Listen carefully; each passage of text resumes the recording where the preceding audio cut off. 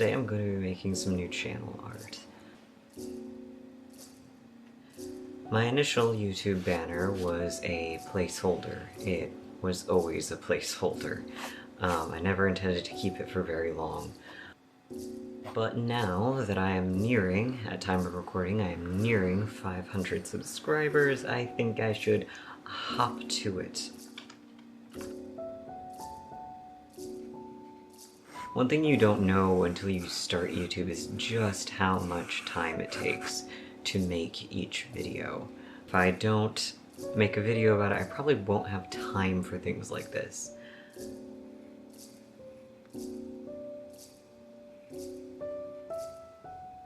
Onto my process behind the banner.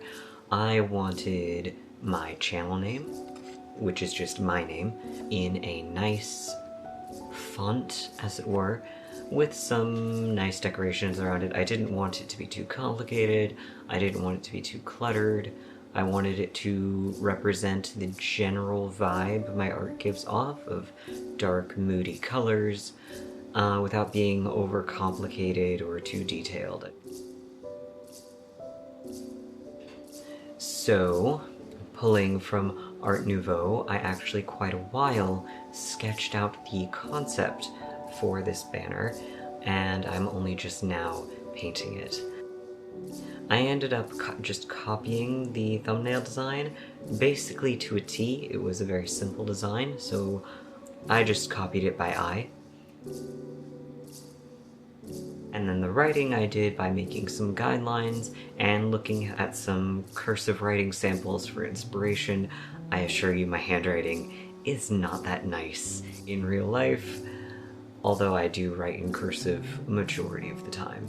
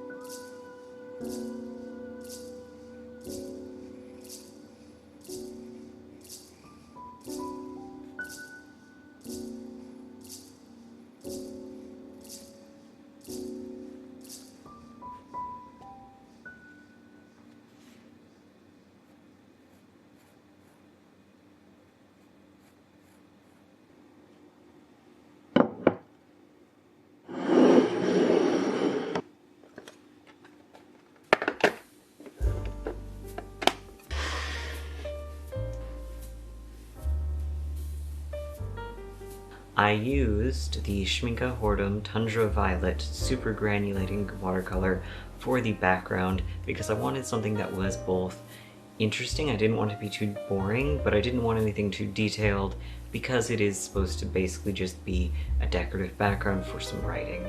I wanted it to be readable, therefore detailed background was a no-go. And I also couldn't have it be too dark, but I still wanted it to be moody, so just a light wash of Tundra Violet was more than sufficient.